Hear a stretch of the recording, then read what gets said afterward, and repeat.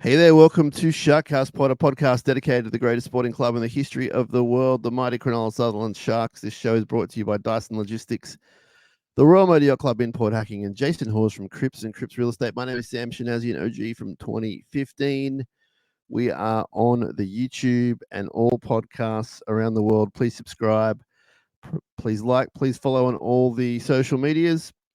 Get in touch with us. A lot of you already have, which is awesome. SharkCastPod@gmail.com.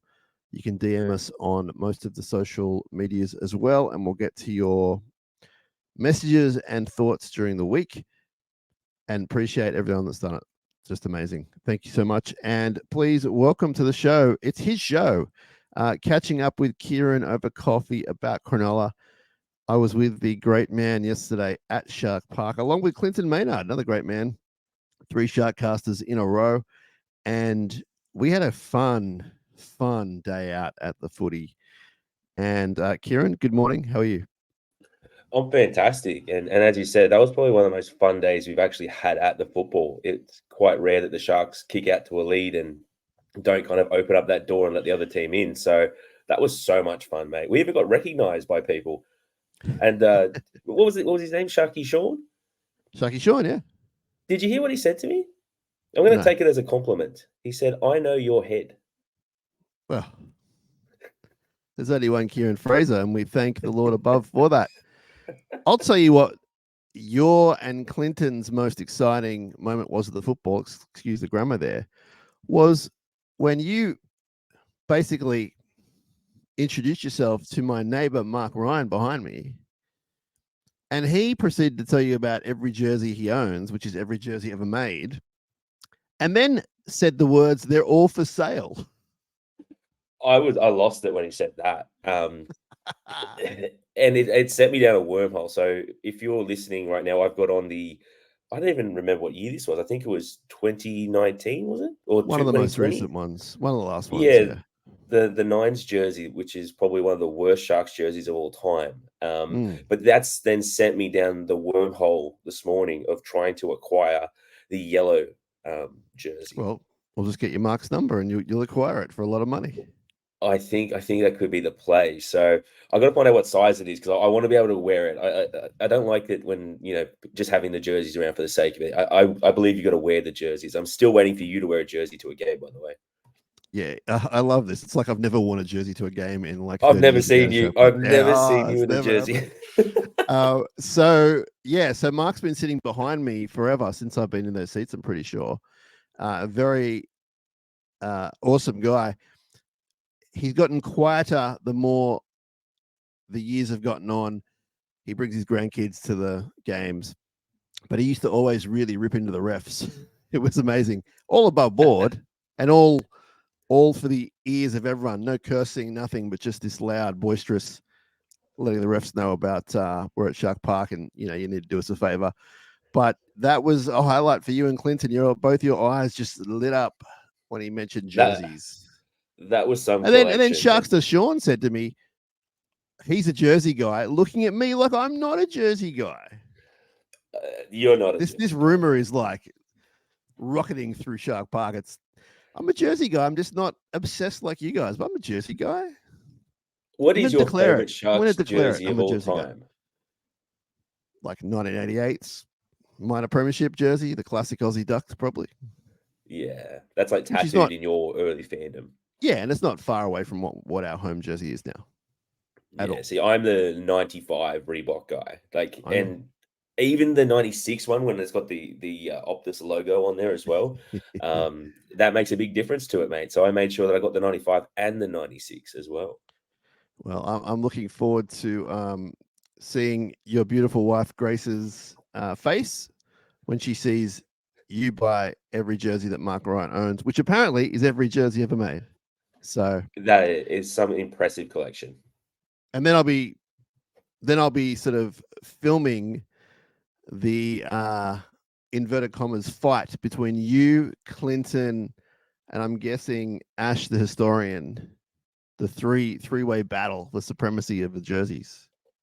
It's funny because Ash and I have actually bidded on things against each other on eBay, and we didn't realize we were both going for things. And we're friends, so we should actually probably talk about these things before we do it. But my opinion is Ash has everything. And again, I was going down the wormhole of looking at his page, all things Cronulla Sharks on Instagram this morning.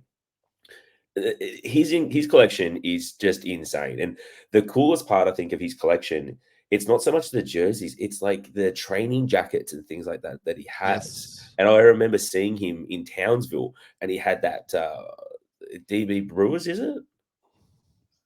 But it's like this light blue tracksuit jacket in the middle of Townsville, so there was no need to wear it. It was just so cool looking. Oh, the Brewers. The Brewers. The Brewers one. Yeah. Yeah, and I remember seeing that from my hotel window, and he was walking down the street. It stood out that much, like. And then I was just looking at some of the other ones that he's got, like. Man, oh my goodness, you've we got have to go over sickness, there my and visit friend. him. Yeah, Yeah, we will. Speaking of Townsville,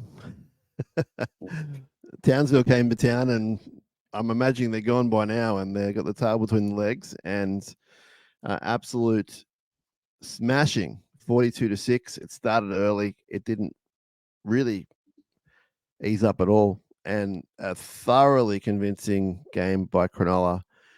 All facets of the sport I thought were covered. Like they were awesome yesterday.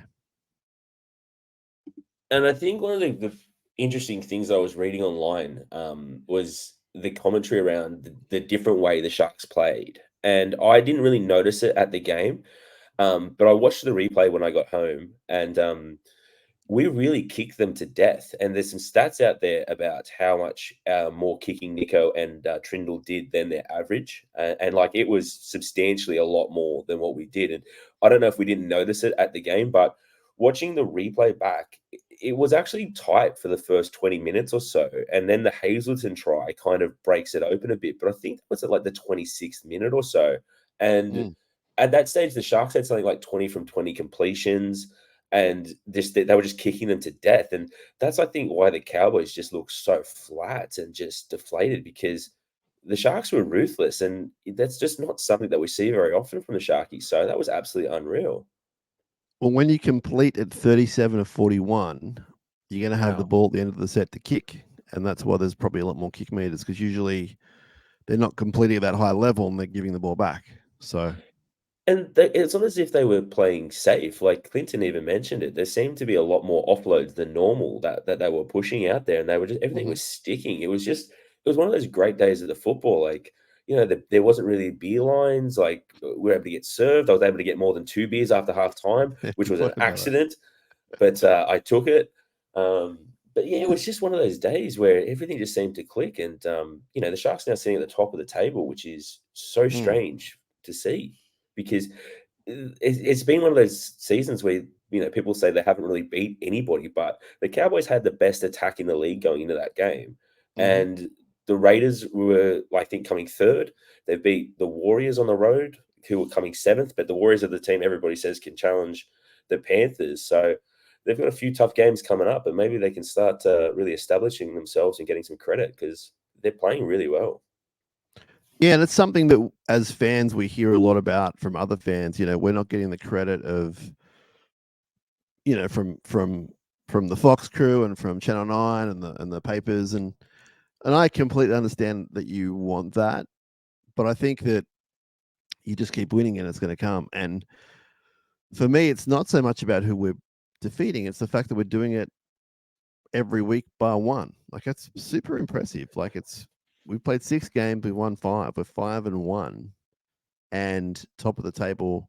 It's not a fluke. Like, you don't fluke your way up to the top of the table. If it was after 2 weeks, sure, or if you'd played absolutely bottom level teams, then maybe. But it's been pretty all round. Like, we haven't played top notch, like next level. Like, Warriors aren't next level. Let's be fair about that. But that's coming up, and we're going to be in a good spot, because if we have a good showing in the next 2 weeks, which I think we will against the Raiders and Dragons, then we hit the big boys, and then we'll see what's happening. And even then, it's like, it's not end of world stuff if we drop a game or two, because it's still super early in the year. So just impressive where they're at. my number one takeaway, Kieran, was the energy and the fitness of that team. I don't know if it was game specific or if that's where they're at generally, but that was so impressive. The energy and the fitness of the team, like 1-17. Well, I think now Katoa comes back for next week, but other than that, I think it's a full strength squad now that we've got, and we've got guys like Royce Hunt and Tukes playing front row in reserve grade at the moment. So the players are starting to get back. I think Finucane probably could play if we needed him. Judging from Fitz's comments in the press conference the other day, it seems like he's not too far off. So again, it's going to be a really interesting balancing act because I still am not sure about how we're using Sifa. I'm such a big Sifa fan, and I want him out there a lot. But he seems to be getting these 10-minute stints, right before halftime and right at the end of the game, and I just think there's got to be a place for him out there somewhere. Like he played lock, front row, and edge back rower last night. So I think they're trying different things to work out where to play him. But someone like Euro is just he's playing out of his skin. It's just an exciting time with exciting depth, and everyone's fit at the moment. So And a few weeks ago, we couldn't say that. Yeah, I know. Talakai, 28 minutes, 6 runs, 60 meters, 17 tackles. So probably, I mean, I don't have it in front of me, but probably half that time before, half time after, and then finishes the match. And I think in theory that idea is good because that's when teams are most vulnerable at the end of each half. So I don't mind that idea, but I'm with you. I think we can use him some more. But then it's just a matter of the bench because, I mean, Williams played 45, Rudolph 42, Hamlin Welly 22, but that was his first game in 6 months. So that will obviously rise each week. So maybe there's not enough space on that bench to have a fourth guy play all those minutes. But Yeah, it's a good problem to have. I mean, I think the selections and you in the press conference last night, one of the journalists was on to Fitzy about someone. I can't remember who it was. It might have been Sifa off the bench. It might have been Finucane. Someone in a selection point of view, and he just went, "I'm not talking about that now. I'm going to enjoy the win, and I'll have the week to think about it." So he knows that there's some big selections coming up, including Dale Finucane, including Royce Hunt, including Sifa Talakai. I'm not suggesting they're going to move Euro, but even I guess that's in the conversation. I don't think they will, but yeah. whatever it takes for the team to move forward is what they're going to do. And even Big Tuku, who I'm sure they want to blood some more. So there is a lot to talk about with selections, especially from a coaching point of view. Yeah, and I really like the balance of the bench at the moment, and the players that we're getting back are going to further strengthen that bench. And it's probably one of the better benches in the NRL because you really noticed it yesterday. The Cowboys for that first 20, they were in the fight a little bit more than they were once those starters started coming off. And I remember I said it a few times. They really looked like they didn't have leadership because when it went to their bench, like that's where they fell apart. And now we're bringing on guys like Toby Rudolph, Hamlin Ueli, Jack Williams, Sifa. Like those are all 4 powerful players. And I think I saw on the Matty John show, Brian Fletcher was talking about it. That's how we just blew them off the park. And when you looked at the Sharks bench, you knew what we were going to try and do to the Cowboys. And the Cowboys just had nothing to stop it. So as we move forward, it's going to be really interesting to see who misses out because guys like Kale have been so patient. And now he's finally got his opportunity. He's performing. But to your point, he might be moved out to accommodate Sifa to give us that greater balance. And that was exactly the question I think that Fitzy was answering at that time was, what are you going to do with all these players getting back? Yeah, and I think that I'm okay with Iro staying right now. I think that he brings something different than what Talakai does, and I'm cool with it right now. Like watching him play with the team and the team play with him, I think he's doing a great job. And I mean, there's going to be some talent missing out. I mean, I look at that 17 yesterday, and not only did they do the job, but okay, say Hamlin Welly starts, But I love that bench of Williams, Rudolph, Talakai, and Hamlin Welly. I love it. Now, the And starting props look, are Hazelton and Kafusi, both doing great jobs. I'm not dropping Hazelton. I think Kafusi might be the one to go, but that's a tough call considering he's had a pretty good year in the role that he's meant to play. We know he's not a superstar. I mean, he made 117 meters yesterday. We know he's not even much of a tackle buster or anything, but he does the job he's supposed to do. And I mean, to be taken out of that 17 would be a big call in the sense that how do you justify it? Well, Dale Finucane's coming back as premiership winner. Who are you going to get more out of right now, Kafusi or Finucane? Would you rather have Kafusi or Royce Hunt? Like, it's just intriguing, man. Oh, and I think the balance that it gives us too is I don't think there's any doubt that Hamlin and Toby are our two best front rowers, in my opinion. And then you have Hazelton really shooting up that depth chart from, probably about the fifth guy at the start of this season to, probably the third if you're looking at so, talent-wise. And I think he's now down a starting spot. His minutes have gone from something like 22 minutes to like 47 minutes on average. Like he is a legit NRL player now. And I don't think we really thought that was going to become the case so soon in his career because he's really grabbed a spot. But having him and Kafusi doing those two different roles really allows that bench to come through with that punch. So I really like the bench that we had yesterday. I don't think you'll see Toby and Hamlin probably on the bench for too long. I think that they are starters and they'll probably want to play, but it just gives us different looks for different teams that we play. And that's kind of what I think Fitz was sort of saying is we'll evaluate the 17 each week based on the opponent and what we need to get out of the team. You've got Kafusi, you can do that, the really good defense in the middle, but maybe you might need a guy like Royce Hunt for a bit more size if you're going up against the Broncos or something like that have a monster pack, or the Warriors. So the depth chart is just it's really quite impressive. And again, we're adding Fanua Blake to that middle, and I just don't know how it's all going to balance out moving forward. But there's just so much to look forward to this year before we can even think about that. I've got to send out the link, but I've started a GoFundMe to save Jack Williams, and I want everyone to jump on with whatever they can give. It doesn't have to be a lot, but a lot of you with a little will add up to a lot, and we'll save Jack Williams because that guy is unbelievable. I love him so much. I've loved him for a long time. The love gets stronger every game. The go forward in that guy is unlike many in our club. Yeah. He's fit, he's tough, he's skillful. Now, confirm for me, did he throw that last pass to Stone Street? Yeah, he did. And I was very worried at the time when you sort of see a middle out there on an edge and an overlap thinking, no, come on, please, we need the Stone Street moment. But he did really well in drawing in that winger and putting Stone Street over for one of the great Shark Park tries to score that in front of his family and friends. It was going off. It was such a fun day at the football.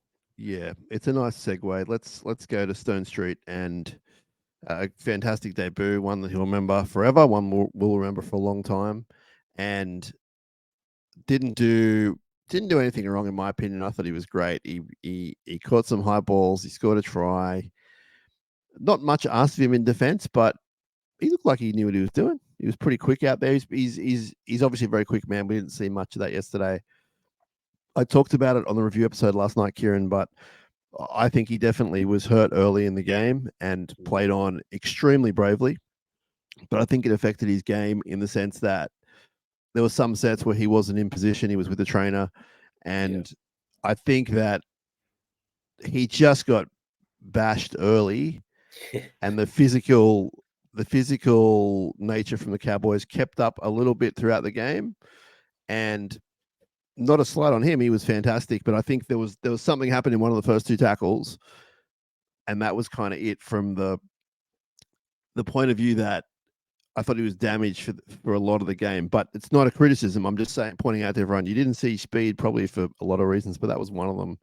But terrific game, and obviously he'll be the first one picked if a winger goes down. If not, maybe another 3/4. I don't know. He might be able to slot into the center or somewhere else. We've seen him do it at lower grades. Absolute feel-good story with the try.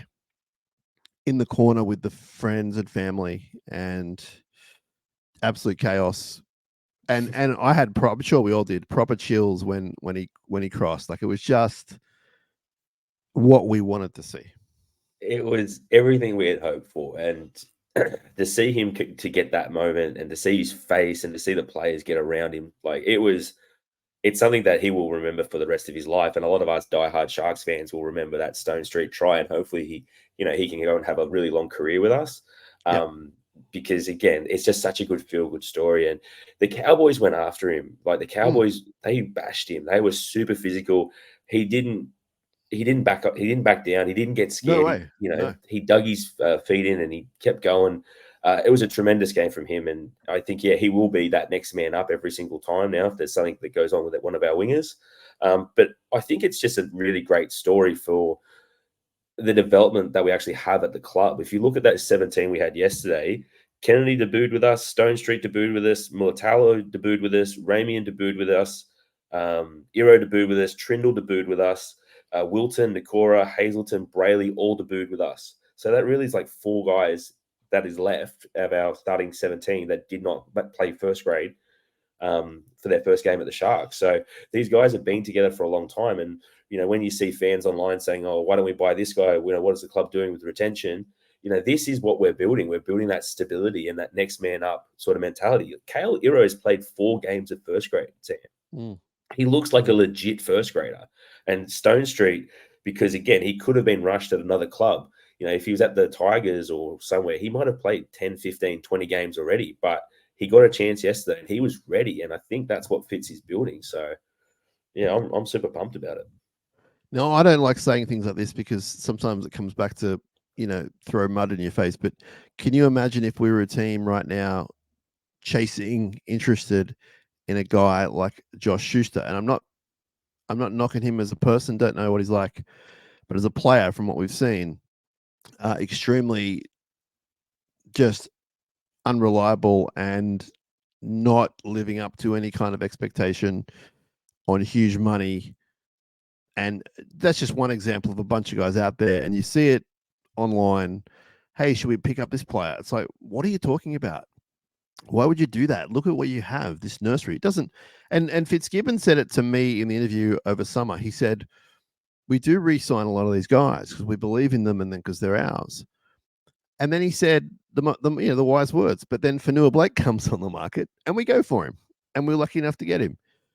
I think it's a great way to be. If you have this bunch that you believe in, and they obviously do, then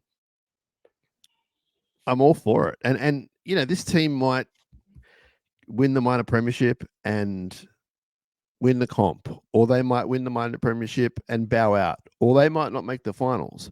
At the moment, they're top of the table. They're killing it, both sides of the field.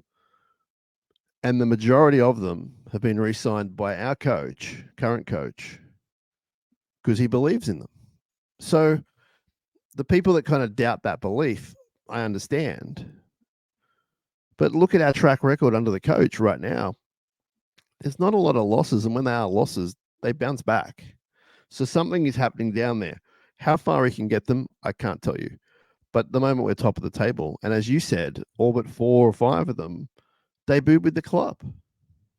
Yeah, and then even when you look at the bench too, right? So there's a few guys on there like Jack Williams debuted with us, Toby debuted with us, Talakai played a handful of games, and Ueli had 1 game at another club.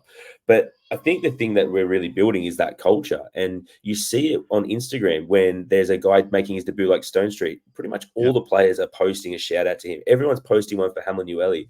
You see when there's a try scored, guys are straight over there. Like when Will Kennedy scores, have a look at Hazleton and Stone Street. So Hazleton sprints over to Stone Street and gives him a huge hug and a pat on the head for the kick pressure that he put on Drinkwater to make that mistake. And that's the type of thing that when you look at the club and what they're building, you add in a guy like Fanua Blake, who is a proven leader at his club too. And you start to really build it. And you listen to Hamlin Ueli when he talked about when he re-signed, he was originally hurt that we signed Fanua Blake. He was originally like, well, that's my spot, that I'm the leader here. And then he sat down and he thought about it and he thought, well, actually, hang on, how does that actually benefit me and the group by bringing someone like this in? And then he's like, I can't leave. I want to stay. Like, I'm taking less money to do this, right? And so we have to be a little bit patient sometimes. And I think as a club, we got used to those sugar hit signings that we did probably a lot, maybe 10 years ago. Like a Todd Carney comes available, and we desperately needed hope, right? So we just said, whatever the case is, who cares about the baggage? It's worth the risk. We need to try this, right? Yep. Whereas now as a club, we're at a different position because of all the great juniors work that we've done, that we can now be very selective and say, you know, a Schuster might be great, but he's not our guy. But a Fanua Blake is. So I'm a big fan of what we're building. And so 2 points there. I'm glad you raised them, because I was going to mention one, and I've got like 8 million things floating around my head and it disappeared. But on the point of the stable roster, as opposed to 10 years ago when you're buying anyone that comes to the market, now they can't do that for lots of reasons, and mainly because their roster is so stacked and signed. There's not a lot of wiggle room. There is some wiggle room that where they can buy a Fanua Blake, because a whole bunch of guys are off contract, yada yada yada. But they can't currently go out and buy 4 or 5 players, I don't think. Whereas in the past they probably could, because a lot of the guys are on no money. They're not very good. Da, da, da. Now the team is really consistent, and you have your breakout superstars on the bigger money. And there is not the room to go, he's on the market, let's give him a shot. He's on the market. And it shows where you are as a club. When that happens, you're at a lower club who are just treading water. And that's a great place to be. And the other point, Kieran, I wanted to make was on Stone Street scoring that try, and the reception he got before and after the game from his teammates. That is culture. I hate that word because of Chris Anderson, but that is culture, and that is brought in by Craig Fitzgibbon.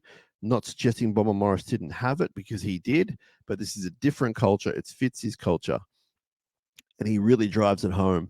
And it's not forced on the players. It's more, this is how we do it. And then they are influenced by it themselves. We heard from Big Bob Fafita last year talking about it. It's just a mantra they take on, and it's not fake. It's not false. They want to play with these guys. And you look at the Cowboys team that played yesterday, you watch the replay, we saw it in the flesh. That's a really unhappy team. Now, they might be unhappy just on that one day. I'm not going to say the club's unhappy, but the way that they were talking to each other, the way they were acting on the field, the disappointment that was going on, just said to me, this is not a happy side right now. Look at the other team, look at our team. It's just a different world we're living in under the Fitzgibbon reign, and it's not all rosy. You know, we've seen Nico snap at Blake, and we love it, you know? So there are little signs there that it's not everything's rosy walking on flowers. And I've been down at media and training, as everyone knows, and it's not like that. It's not all, you're all doing a great job, have 4 days off. They work really hard. They train hard. And then when training's done, it's like a family, man. Like it's super friendly and encouraging. There's ribbing going on. I'm not saying they're angels, but it's a really happy club right now under the coach, who I think he's just doing a great job. Everyone knows I'm a Fitzy guy, but I'm looking at it down the middle, like top of the table. Yeah, and I think that culture is one of the cool things that I see, because I mean, I live in the area, right? So I go down to Woolworths shops and I'll see the different groups of players hanging out, right? And the one thing that always interests me is who's hanging out with who, because from the outside, you kind of look at the team and you kind of go, well, like those guys look like they would be friends, right? And then you look at Instagram and you see like Wilton and Toby hanging out, right? That makes sense. They're 2 young guys, right? But then, going to, the shops the other day, I saw Iro, Jack Williams, Hazelton, and someone else who I just didn't expect, like those 4 guys to be hanging out with each other, going to grab lunch together, right? So it's a unique time. The other thing I noticed too, which was a little bit different yesterday, was I like to go and watch the 20s, and usually the players in the past would trickle in throughout that first half. But all the players were there pretty much to a man for kickoff of 20s. Like they all turned up when the gates opened. So I don't know if that's a new thing that they're doing, just a focus thing, or if they're just like, this is the time that you have to be there now. But you would see them walking through the concourse and, getting photos and selfies and that, but they were switched on yesterday and they were ready to go. Yeah, absolutely. And the vibe down there was great. I noticed a few things. The club's just, I think each game they're trying to make it a better experience for the fans. I know it's still a little bit cozy all over the ground, but from even from a entertainment point of view at halftime, I noticed that they had a few more songs, they had a few more things happening. They're trying to keep the crowd engaged, keep them happy. Happy crowd's a good crowd, and we had a great time. I mean, we didn't sort of do laps of the oval or anything, you and I, but it was a good vibe out there. Yeah, so I had a couple of friends that had come down, and so I did a bit of time in the 20s game behind the goalposts in the GA. I did a bit of time down the other end where my brother was behind the other goalposts. So I did a little bit of a lap of the ground, and it was one of those days where you just didn't really feel threatened by the Sharks experience, right? And I think you know what I mean if you've been following this club for a while, where there's certain games where you turn up to and you just go, this could either be really good or this could be really bad. And I don't know how this is going to turn out today. But yesterday, just the whole vibe in the place, and maybe it was because there was a local junior on debut, it was just everyone was having a party, and it was just a really great vibe. And again, I think they put more staff on. So the queues were going quicker where I was. I was at the bottom ET bar a couple of times, and there was straight to the counter. There was no lines at all. And that was like 27 minutes before kickoff was one of the times that I went there. So it was a unique Shark Park experience. But I don't know how you fit many more people in there. I don't think it was sold out officially, correct? Yeah. So they were still selling tickets a couple of hours before the game I saw online. But maybe we should start counting the people in the hotel as part of the attendance, because they look like they had a great time. We saw a few more, didn't we? We saw there was bit of a function room happening, maybe. Yeah, there's people in jerseys in there. So it's going to be interesting once the Leagues Club is finally open, because then you're going to have that as well. So, yeah, there's a lot going on there, but it'd be nice to get an upgrade. But for now, I still love it. I think we should count those people as attending.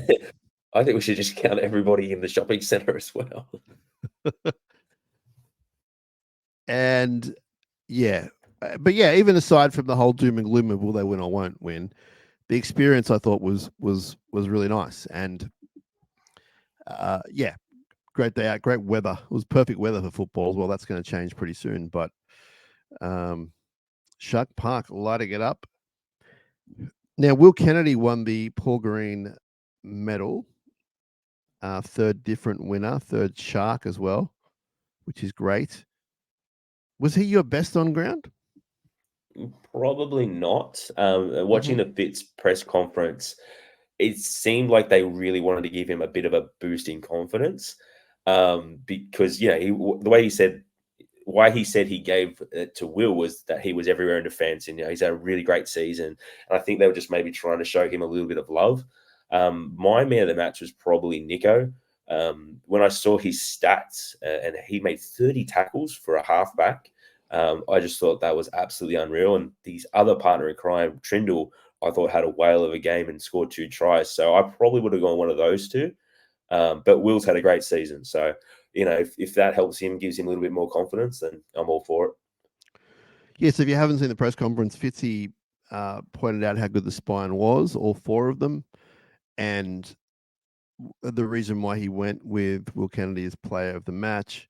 And he thought he made some really good points about when all 4 of them are on song, like how good this team can be. And they were all really great in their own way. They're probably almost as good as each other, all 4 of them. And I actually, looking at the game again and looking at the stats, I probably would have gone one of the halves as well. And I kind of lean towards Trindle, but you could pick Nico, you could pick Blake. We're super happy for Will. Like all 4 of them were terrific. And as the coach said, Kennedy was bopping up in all sorts of places. Like he was very energized yesterday. I feel like he's really starting to find his feet now, and I think he's starting to really believe. And I've seen Nico be interviewed a few times, and Nico's always saying, you know, if Will Kennedy believes he is as good as he actually is, then he's going to be a superstar player. And I think what's impressed me the most about Will this year has been his defense. And there was a few times, even yesterday, where he was covering in the line for the last tackle, but then would shoot out the back from the play the ball and get to the kick. And that takes a lot of effort, takes a lot of fitness, and it takes a lot of focus to be able to do that sort of stuff. But his communication was unreal too, because I noticed a few times Stone Street turning around and looking at Will to like positioning and on like the 4th and 5th, and Will was directing the traffic from the back. So yeah, it's pretty cool to see him growing in confidence. Yeah, I mean, it's not an exaggeration to say all 17 players, I'm not suggesting they deserve the medal, but all 17 players played really good. A guy like Ramian was really good, and no one's really going to talk about him today, but he ran for 156 meters. He had 22 hit-ups. He was all over the place. I'm just singling him out because I'm looking at a list, but like, again, the back five were awesome. Halves were great, and the forwards did their job. And I mean, I say this a little bit more often than I like, but you look at Britton Nickera, and his stats are like if you're a fantasy player, don't go Brit. But Brit, to the eye, watching him play, remarkable.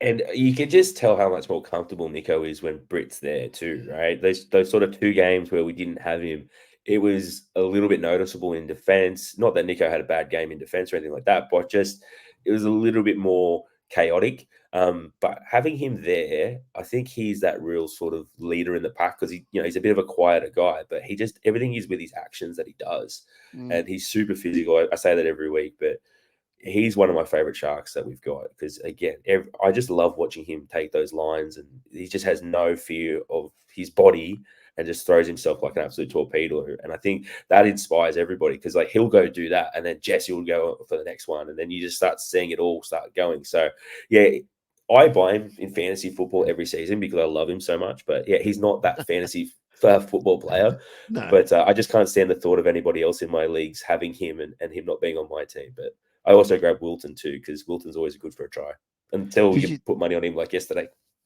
Don't gamble. You don't win if you gamble. The house always wins. The house of Valentine and Stone Street.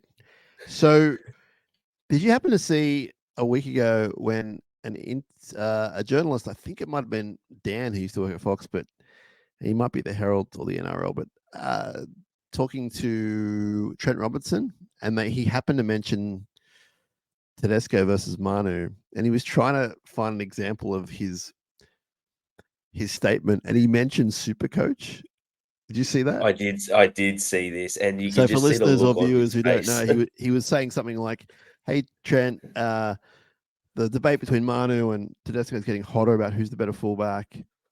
How do you justify to the fans or whatever that he's the guy when you look at recent performances and stats?" And then he goes, "And Supercoach," and the meltdown from the media and from Trent, who I quite like, but he's getting a bit hard to like at the moment, was extraordinary. And I was a little bit taken aback, because I realize in hindsight how very little, as in non-existent, that stuff is to professionals in that world. So coaches, players, like it's not a thing.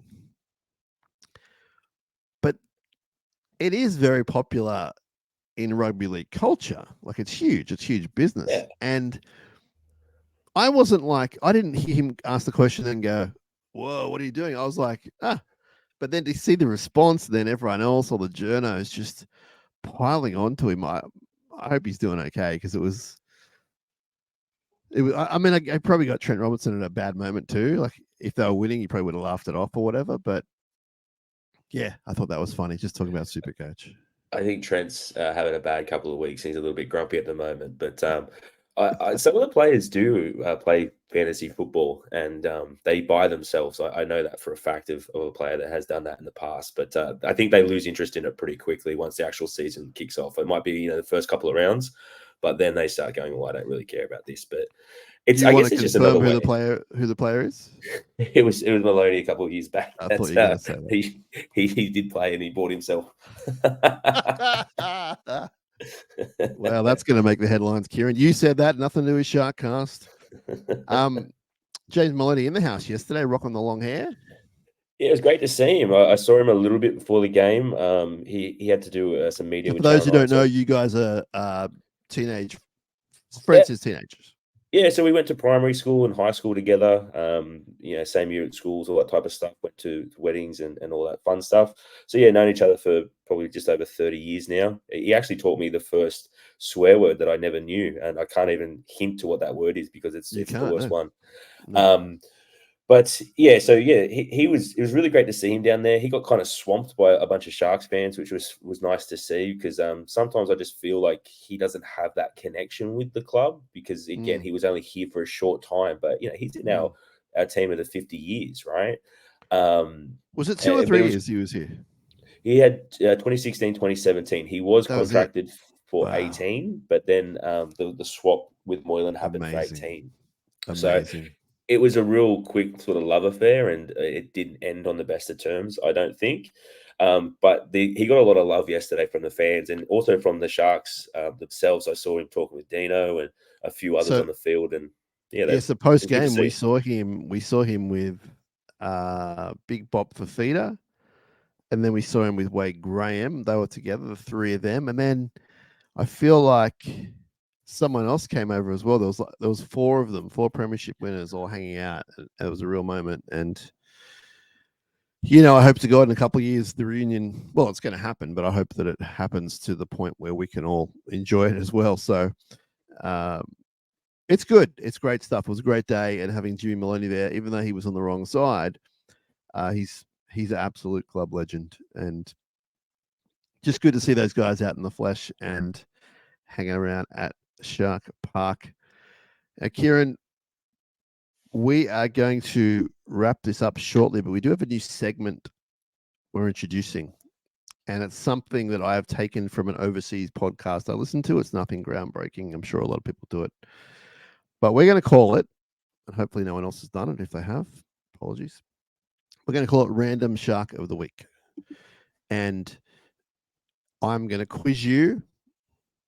And we're starting with one which I think is hard, but I think you'll get it at some point. So we'll see how you go. I'm just going to throw questions at you or hints, and you let me know when you. Can I just throw out the 3 that are coming to my head before you've said anything? This will be fascinating, yeah.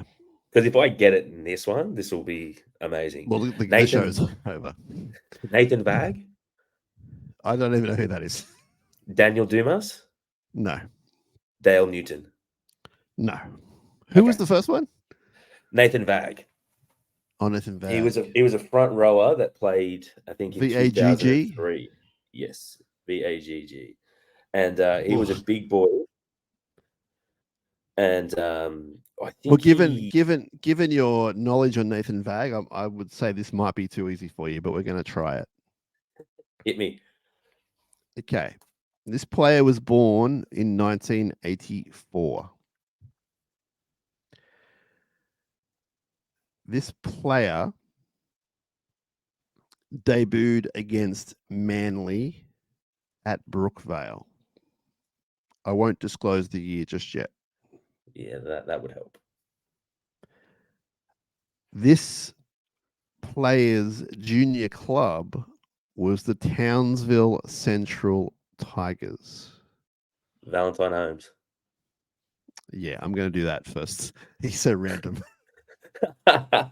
Incorrect. Sorry, I shouldn't mock you. Incorrect. Let me just look up judiciary while we've got it. Judiciary's just come through. The whole team suspended. No one from our game has been cited. But I can tell you what we missed and saw post game was the stuff with Jack Hetherington and the other bloke. Jack Hetherington's got a charge of grade 2, might miss one match. Anyway, random shark of the week. He born in 84, debuted against Manly in Brookvale. He's from the Townsville Central Tigers. Tim Robinson? Not Tim Robinson. Don't know how many shots you're going to get. So just actually keep saying him. His last game for Cronulla was against Canterbury in Gosford. Okay. Yeah. Okay. So I'm guessing that's like around, we were playing up at Gosford, was probably around 2014 or so. No, I'll tell you he debuted for the club in 2006. Okay. So born in 84, Townsville Central Tigers against Manly, his debut at Brookie in 2006. Now, all I'll say about that is there's a little trick to what I've done here, and not what I've done. This is the gentleman's career. So he finished up for Cronulla. Actually, he finished his NRL career in 2010 against Canterbury in Gosford. Luke Cavell? No. Did he play for any other clubs? He did. I don't know how I feel about you asking the questions, but he did. So he played 10 NRL games in total. 10. So we are going quite random. Yeah, this is a good one. In 2008, he played for another club. I won't mention the club at the moment. So he had 2 stints at Cronulla is what I'm trying to tell you. Right. Well, the first guy that comes to mind, but he's not from Townsville, is Isaac De Gois, who did 2 stints. Is John Williams didn't do 2 stints? He's from Townsville. Good guess, but no. You're getting closer to the randomness, but well done. But no. Hopefully this is intriguing for our listeners and viewers. Well, I'm just thinking about Luke Harlan now, but I don't even think he played first grade. I know he was from Townsville, and I don't think he was around in 2010. I have absolutely no idea. And was he a hooker? He was a prop. A prop. Why am I smiling? Again, I'm going to Luke Harlan, and I don't want to say Luke Harlan because I know that is definitely not the answer. He's a prop. 2010. Who do we have as props? We had Snowden, Douglas, Craig Stapleton. You are a genius. It's Luke Harlan. Was it really? Yeah. Did he play first grade for us? Yes. I remember Luke Harlan because I remember there was a game in the 20s against the Bulldogs, and he started an absolute all-in brawl, and I think in the finals. How many? He played 10 games for us, did he? No, 10 in general. He played 2 in 2006. He played 5 in 2008 for the Cowboys, and 3 in 2010 for us. I can't believe I second guessed myself and I didn't go with Harlan because I was certain it was not Harlan. But I just started going to those props who did 2 stints, and there's like Michael Greenfield was in my head. But again, the Townsville part was throwing me back to Harlan. I don't think I'm going to let you be the host of this segment because I would be here all day going, well, I don't know. Mate, sometimes I get bored and I just look at that website where it's like, it just lists like all the players that have ever played, and I'll get a random shark in my head, and I'll just start going, what's he up to now? And then I'm on their Facebook page, 4 years deep in profile pictures, going, what's wrong with me? I've got to go hang out with my kids. If anyone knows Luke Harlan, you can let them know that he was the first ever random shark of the week on SharkCast. Mate, he was aggressive. He was very aggressive. Hey, we needed it back then. Yeah. Hopefully he's doing well. Kieran, that's about all we got for catching up with Kieran over coffee about Cronulla, and appreciate your time this early Monday morning. What do we got next? We got Raiders 4:00 on Sunday, correct?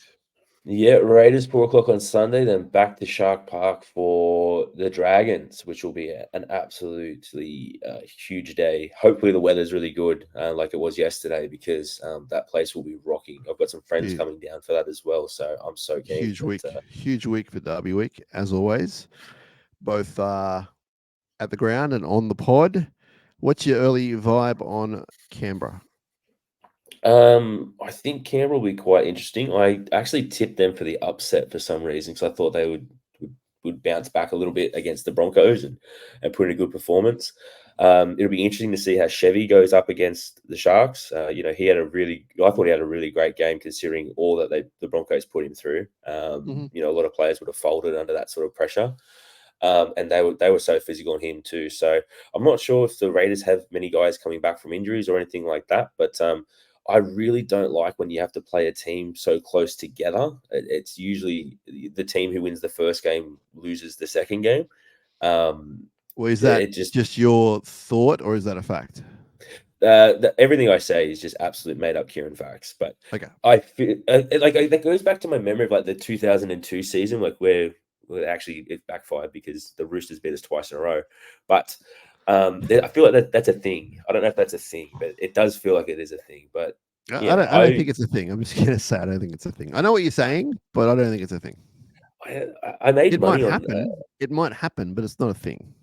Well, if it does happen, I will be very upset, and it will be a very angry me for It'll it be a being a thing. thing. But hopefully, it's not a thing. And next week we're talking about what a great Sharks win because I can't stand the way Canberra play, and a lot of the players in that team are they're just not my kind of guys. Is Horsburgh back for them? I don't know. We'll Because find it'd out be interesting tomorrow. to But see if Roy Hunt makes it back into the team and he can go up against Corey. Yeah, it's just. yeah, I don't know how Fitz feels about all that sort of thing. I got a feeling we all go, yeah, throw him in, and Fitz goes, I'm gonna wait a week. I get that vibe as well because he's very concentrated on the win, whereas I think we just want to Yes, see some big hits and some yes. confrontations. But I it's going think to be a really interesting selections. if we complete anywhere near what we did yesterday, we win by a certain amount. Like it's not even a problem. So turn up, play as good as that. If you can't play as good as that, play as best you can, and I think you win. I think we're just a better team than Canberra. We saw it. We're down 18-0 and we still whipped them. I don't want to be 18-0 down there, but I don't think we will be. But I just think that it's a very winnable game for us. I haven't seen their team. Not sure what's happening. Haven't seen our team. But based on form, I think we'll come away with the 2 points. It's not confidence. It's not. Oh, sorry, it is confidence. It's not cocky. It's not being whatever. I'm not putting the horse before the cart or the cart before the horse. I just think that I think we can do it. I think it's There's no I think reason why it's not a winnable game. the expectation is that they go down to Canberra and they come away with the 2 points. It won't be easy, but I think most games that we go into, we should expect to win, and that is definitely one of them. It's probably only against the Panthers where I go, oh, I don't know about this one. And for some reason, the Broncos just match up with us badly too. But Canberra's been a team that we've struggled against historically. I think for the way that they play in that style, it just hasn't fitted well against us for whatever reason. But they got the job done a couple of weeks back after getting themselves in a pretty big hole. So hopefully that they can bring it back and get those 2 points.